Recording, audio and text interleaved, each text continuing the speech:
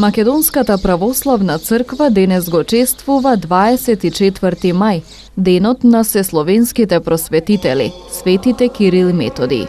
Соборниот храм Свети Кирил и Методи во Тетово го одбележа патрониот празник. Со света литургија која беше отслужена од страна на свештенослужителите од Тетовското архирејско наместништво, беше одбележан празникот посветен на основоположниците на словенската писменост, рамноапостолни благовесници на Христовата љубов и мир. Светите браќа Кирил и Методи заедно со нивните ученици откриваат нова епоха на културно творештво, кој има за цел да ги прекрати традициите на дотогашното паганство и да создаде основа за преку христијанската вера ширена со словенското писмо, да се создаде една словенска богата култура. Истакна прота Мирко Станковски во беседата за празникот. Усовршениот и продуховен јазик на македонските Словени останал погоден инструмент не само за успешно христијанско мисионерство, туку и за богато литературно творештво. Со тоа биле положени здравите основи на словенските христијански цркви и културните вредности на словенските народи. Сите словенски народи, сите цркви должна голема благодарност на Свети Кирил и Методија, на Свети Климент и Наум, на Горас, на Ангеларија и Сава и на сите други просветители и реализатори и црковни отци. Евангелското дело е секогаш ново, безсмртно и вечно, импресивно и поучно за младите поколенија, како ориентација на нивниот верско-просветен и духовен прогрес. Организацијата на Македонската црква Охридска архиепископија е плод на нивното просветно дело. 9 век е век на духовна култура и преродба на словенскиот свет. Охридската архиепископија, начело со првиот архиепископ Свети Климент Охридски, најдаровитиот ученик на светите браќа Кирил и Методија и неговиот собрат Свети Наум чудотворец Охридски, стана културно жариште на евангелската вистина, за кој сведочат многобројните цркви и манастири, чија духовна културна вредност е неисцрпна ризница на историското минато нашиот македонски народ. Животната сила на делото на Свети Кирил и Методија никогаш нема да изгасне. Душата на нашиот македонски народ секогаш ги носи во себе неговите неугодниците Божји, затоа смирено се молиме пред вашата света памет, нашите искрени молитви заедно со застапништвото на Пресвета Дева Богородица, Мајката на Божја, нека бидат принесени пред вечниот престол на Севишниот Господ Бог и да понатаму се моли за нас сега секогаш и во вечни векови. Амин.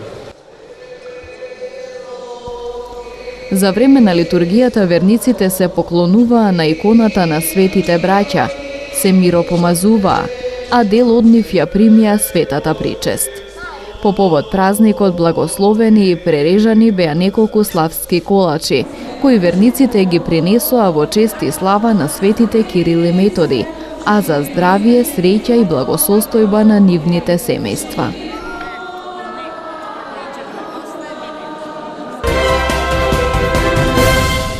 Ниту се работи, ниту е започнат процес за развој на скијачкиот центар. Велат од иницијативата да ја спасиме Попова шапка, откако вчера вице-премиерот за економски прашања Кочо Ангјушев изјави дека се работи на физибилити студија за Попова шапка, во која ќе бидат презентирани техничката, правната и финансиската анализа на можностите на центарот, кој потоа ќе оди на продажба. Речиси половина година се збори дека се работи на физибилити, а од агенцијата изнајмена за изработка на студијата имаме информации дека не им биле дадени никакви насоки од владата да започнат со работа. Состанокот кој што бевме исто спомнува дека нешто е почнато. Ние имаме директен контакт и со агенцијата што е кандидат и спремна за да го направи тоа физибилити студија. Истите ни кажуваат дека само еднаш ги контактирале од владата и веќе немат никаква друга информација понатамошна во врска со развојот на физибилити студијата. Ниту еден инвеститор не би сакал да инвестира во центарот, ако ја нема потребната инфраструктура која треба да ја обезбеди владата. Попова шапка сега се наоѓа во руинирана состојба.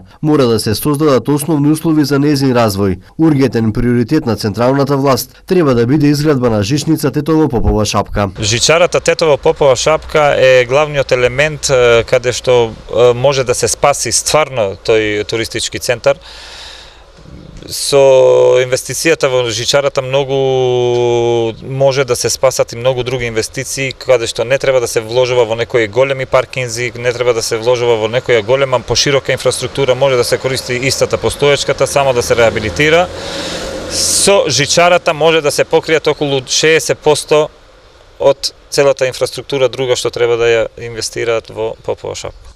Попова шапка подолг период се соочува со лоши туристички сезони. Минатата влада ветуваше милионски инвестиции во центарот, а сегашната најавува продажба на странски компании. Но на центарот засега нема никакви конкретни активности за развој на овој природен потенцијал, кој според одредени проценки има најголем капацитет на Балканот, со ски патеки од околу 500 километри.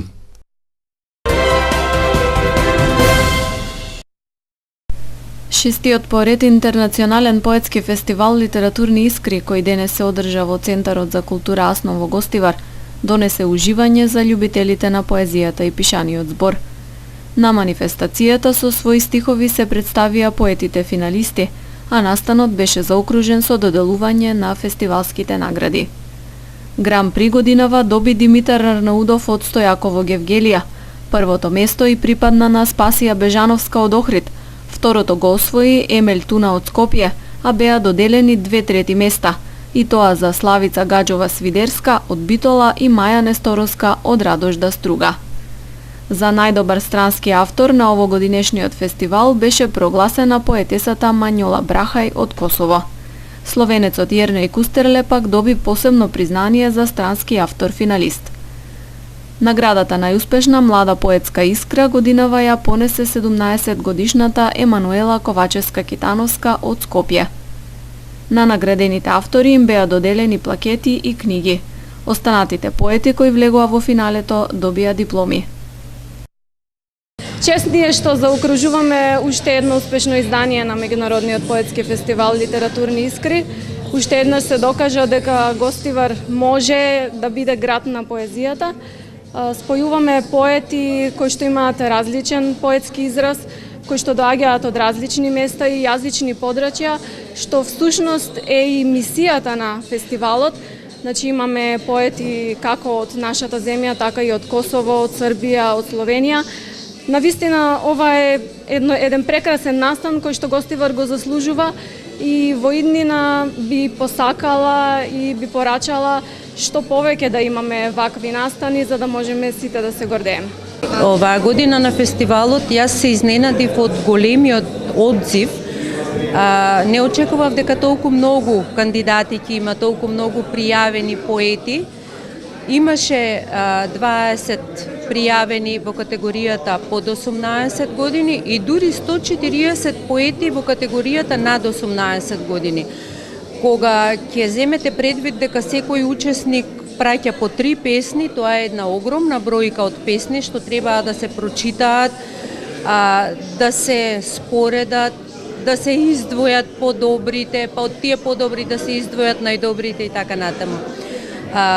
Општо зборувајќи, позитивно сум изненадена од квалитетот на пристигнатите песни, од учесниците кои многу сериозно го сватиле овој фестивал и со право, затоа што иако постои само 6 години се гледа дека е веќе реномиран, а тоа особено го потврдува и учеството на странски поети, значи имавме многу пријавени учесници од околните земји, од неколку околни земји. Задачата како жири комисија ни беше, морам да признаам, тешка, да издвоиме само, да речам, 20 на финалисти од сите тие 140 пријавени кандидати. Меѓутоа, уште еднаш ке нагласам, позитивно сум изненадена од квалитетот на пристигнатите песни и сите тоа ќе можат да го видат од зборникот што организациониот одбор го отпечати, во кој влегоа финалистите со по една своја песна. Пред присутните гости и публиката беше промовирана и заедничката збирка во која се застапени 46 поети, селектирани од жири комисијата. Меѓународниот поетски фестивал Литературни искри во Гостивар се организира во чест на Денот на сесловенските просветители, светите Кирил и Методи. Годинава се реализираше со поддршка од Министерството за култура и општина Гостивар.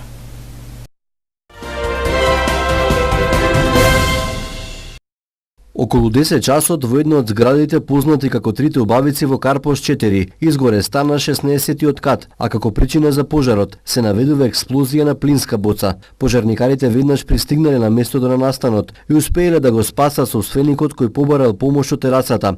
На собственикот на станот веднаш му била укажана прва помош на лице место. Собственикот е префрлен на токсикологија. Повеќето од граѓаните се евакуирани од зградата.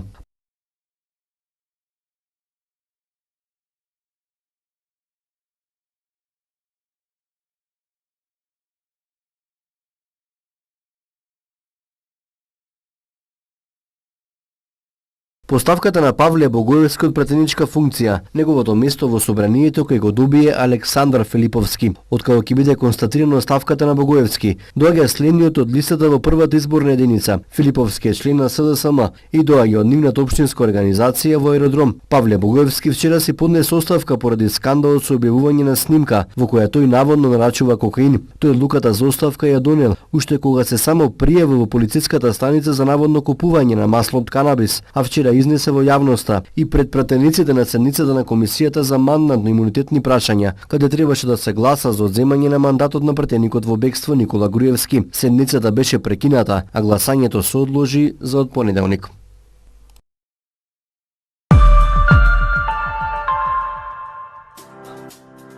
Освен во Ирска, Британија, Холандија, Летонија, Словачка и Малта, другите членки на Европската Унија излегуваат на гласање на 26 мај.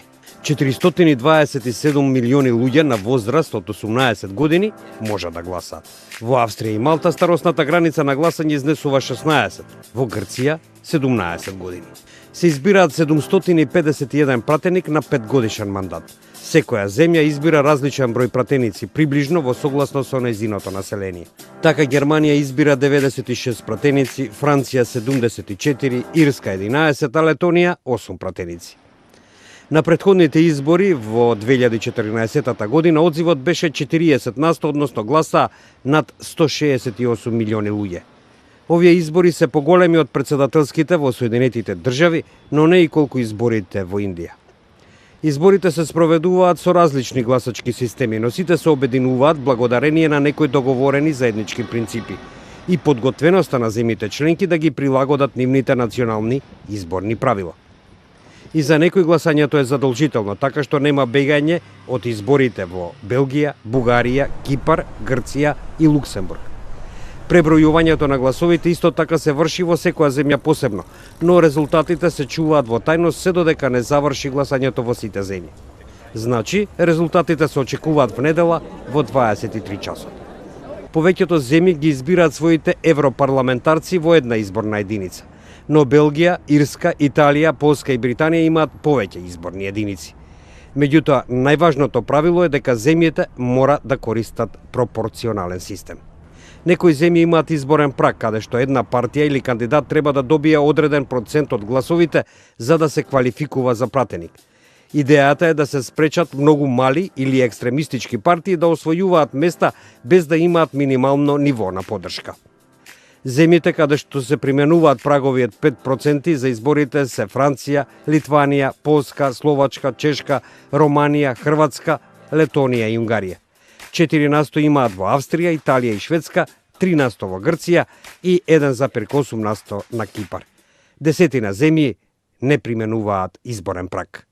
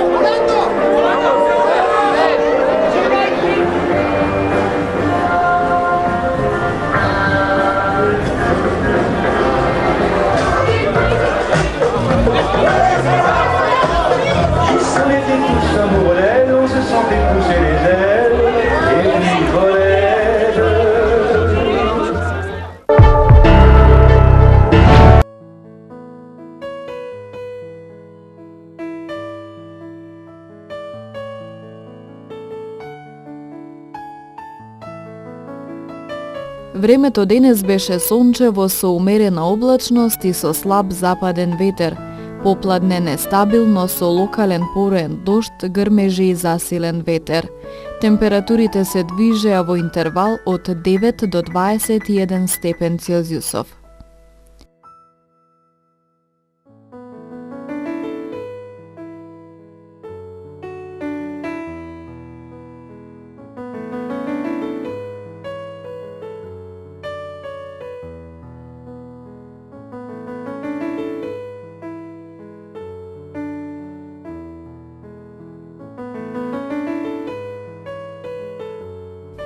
Утре не очекува сончево време со мала до умерена облачност и со слаб до умерен западен ветер. Температурите ќе се движат во интервал од 9 до 23 степени Целзиусови.